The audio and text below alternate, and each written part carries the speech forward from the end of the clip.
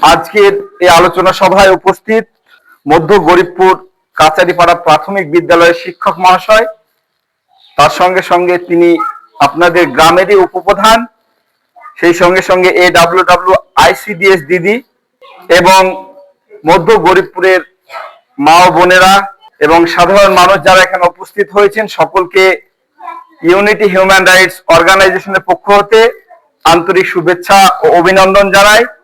আজকে আমরা এখানে সকলে একত্রিত হয়েছি। আমার খুব ভালো লাগছে যে মধ্য গরিবপুরের মানুষ আজকে এই যে মিটিং আলোচনা সভা এখানে উপস্থিত হয়ে বুঝিয়ে দিয়েছে যে মধ্য গরিবপুর আর পিছিয়ে নেই, এরা কিন্তু অন্য গ্রামের তুলনায় এগিয়ে আছে। আমাদের সংস্থার নাম হচ্ছে unity human rights organisation. Unity মানে হচ্ছে ঐক্যতা, একতা। হিউম্যান রাইটস মানে হচ্ছে মানব অধিকার। আমরা সকলেই মানুষ, আমাদের একটা অধিকার আছে। সেই অধিকার কি, সেই বিষয়গুলো আজকে আপনাদের সামনে তুলে ধরবো। আমি একজন মানুষ হিসেবে আমার কি কি মৌলিক অধিকার রয়েছে, আমার অধিকার সম্পর্কে আমাকে একটু সচেতন হতে হবে, আমার অধিকার সম্পর্কে আমাকে জানতে হবে। আমরা মুর্শিদাবাদ জেলার ডোমকুল থানার মধ্য গরিবপুর গ্রামের প্রাইমারি স্কুলে আজকের এই আলোচনা সভা চলছে। তো যেহেতু প্রাইমারি স্কুলে আলোচনা সভা চলছে, সেহেতু আমি শিক্ষা নিয়ে কয়েকটা আগে কথা বলবো। এখানে অনেক গ্রামের মায়েরা জড়ো হয়েছি, তো আমাদেরকে শিক্ষা সম্পর্কে একটু বুঝতে হবে। আমাদেরকে চেষ্টা রাখতে হবে আমরা যতটা শিক্ষিত হয়েছি আমাদের ছেলে মেয়েদেরকে তার থেকে একটু বেশি করব, এই টেন্ডেন্সি তৈরি করতে হবে। গ্রাম অঞ্চলে এখন স্কুল ছুট এটা কিন্তু অহরহ চলছে। আমাদেরকে স্কুল ছুট থেকে বাচ্চাদেরকে দূরে রাখতে হবে, কেননা শিক্ষাই জাতির মেরুদণ্ড। যে জাতির শিক্ষা নেই সেই জাতি কিন্তু উচ্চ মাকাম, উচ্চ পর্যায়ে পৌঁছতে পারে না। সেই জন্য শিক্ষাটা হচ্ছে অপরিহার্য। আপনাদের যে সব ছোট ছোট বাচ্চারা আছে তাদেরকে অবশ্যই স্কুলমুখী করবেন, স্কুলে পাঠাবেন। স্কুল থেকে বিতাড়িত কখনোই করবেন না। যদি মনে হয় আপনার বাচ্চা স্কুলে যাচ্ছে না, তাহলে মাস্টারমশাইদের কাছে আসুন, তিনাদেরকে বলুন আপনার বাচ্চা স্কুলে যেতে চাইছে না, তিনারা আপনাকে পরামর্শ দেবে এবং কিভাবে আপনার বাচ্চা স্কুলে আসবে সেটাও তিনারা কিন্তু বলে দেবেন। আমাদের সংস্থার কাজ বাল্য বিবাহ, নারী নির্যাতন, শিশু পাচার, শিশু শ্রম এবং গৃহ মীমাংসা যেগুলো আছে আমরা সমস্ত কাজ করে থাকি এবং মানুষের যে মৌলিক অধিকার সেই অধিকারগুলো তাদেরকে বুঝিয়ে দেওয়ার জন্য কাজ করি। ছোট ছোট যে সব সমস্যাগুলো আছে সেই সমস্যার কিন্তু সমাধানের রাস্তা আমরা কিন্তু বলে দিই। আমরা প্রথমেই আসছি আমাদের মাস্টারমশাইয়ের মুখ থেকে আমরা কিন্তু বাল্য বিবাহ সম্পর্কে অনেক কথাই শুনলাম। তো বাল্য বিবাহ আইনত কিন্তু অপরাধ। আমাদেরকে চেষ্টা রাখতে হবে আমাদের যে বাচ্চারা আছে তাদেরকে বাল্য বিবাহ যেন আমরা না দিই। পাশে যদি কেউ বাল্য বিবাহ দেয় তাহলে আমরা তাদেরকে বোঝাবো। কি কি বোঝাবো?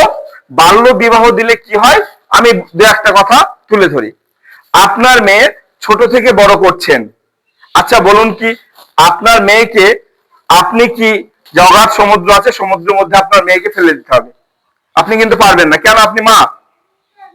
কিন্তু আপনি একটু লক্ষ্য করে দেখবেন অল্প বয়সে যেসব বাচ্চা মেয়েদের বিয়ে হচ্ছে, এই মেয়েগুলো দেখেন 2 থেকে 3 বছর পরেই তার কিন্তু বাচ্চা আসে। এই বাচ্চা আসা অবস্থায় সে কিন্তু বিভিন্ন রোগে আক্রান্ত হয়, বাচ্চাটা অপুষ্ট হয়, তার সঙ্গে সঙ্গে তার শারীরিক এবং মানসিক অনেক রোগে কিন্তু সে ভোগে। এমনকি সন্তান সম্ভব অবস্থায় অনেকে মারাও যায়। তাহলে আমরাই ইচ্ছাকৃতভাবে আমাদের বাচ্চাদের কিন্তু মৃত্যুর মুখে ঠেলে দিচ্ছি। পরবর্তীতে সেই বাচ্চাটাই যাকে বাল্য বিবাহ আপনি দিলেন সে কিন্তু অটোমেটিকলি শারীরিক যে কোনো একটা রোগে ভুক্ত হবে। তা আমরা চেষ্টা রাখবো আমরা বাল্য বিবাহ থেকে দূরে থাকবো। বাল্য বিবাহ যদি বাড়ির পাশে কারো হয় সেটা আমরা তাদেরকে সচেতন করব। বাল্য বিবাহ দিলে কি কি রোগ হয় সেই বিষয়টা উপকার অপকার দুটো আমরা কিন্তু তুলে ধরবো। এখন ঘরে ঘরে একটা জিনিস চলছে, সেটা হচ্ছে বিবাহ বিচ্ছেদ।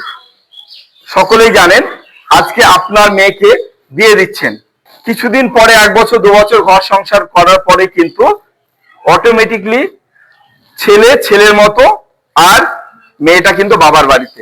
একটা বাচ্চা আছে, এই বাচ্চাটাকে দেখাশোনাও কিন্তু করে না, অথচ আপনি বিচার পাচ্ছেন না। কেন পাচ্ছেন না?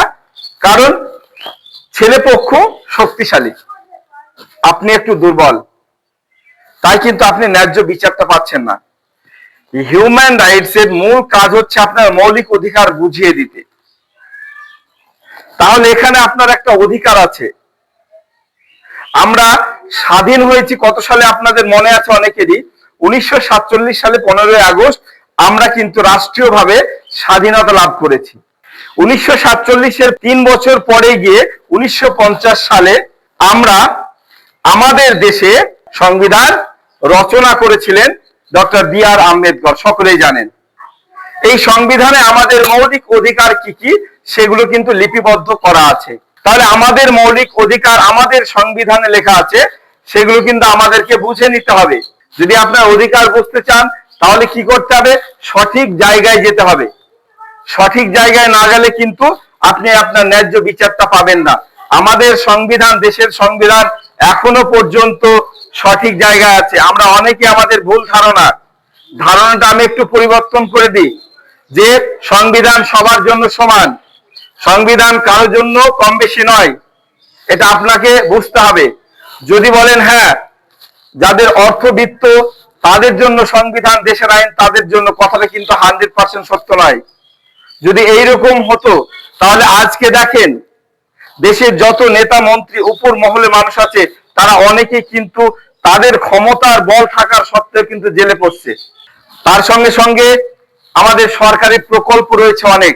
আমাদের মাস্টারমশাই বলছিলেন 18 বছর আগে মেয়েদের বিয়ে না দেওয়ার প্রসঙ্গে কথা তুলছিলেন, যে গভর্নমেন্ট থেকে আপনাকে একটা টাকা দেয় মেয়ের বিয়ের জন্য।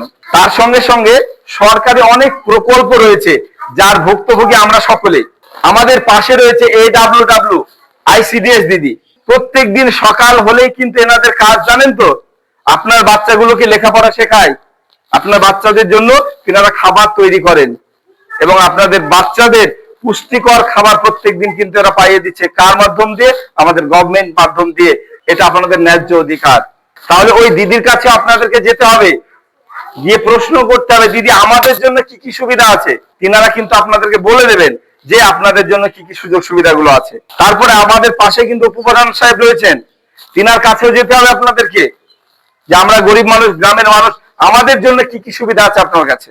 তিনি কি বলবেন না? তিনি তো মানুষের জন্য, মানুষের প্রতিনিধি। তিনার কাজ কি? আপনাদের জন্য। আপনারাই ভোট দিয়ে তিনাকে নির্বাচিত করেছেন, তাহলে নিশ্চয়ই তার একটা দায়িত্ব আছে গ্রামের প্রতি, প্রত্যেকটা মানুষের প্রতি। তিনার কাছে যাবেন, আপনার সুবিধা অসুবিধাগুলো তিনাকে বলবেন, তিনি আপনাদের সুযোগ সুবিধা বুঝে সেগুলো সমাধান করে দেবেন। তার সঙ্গে সঙ্গে আমি আরো একটা কথা বলবো, স্বাস্থ্য সম্পর্কে একটা কথা বলে নিই।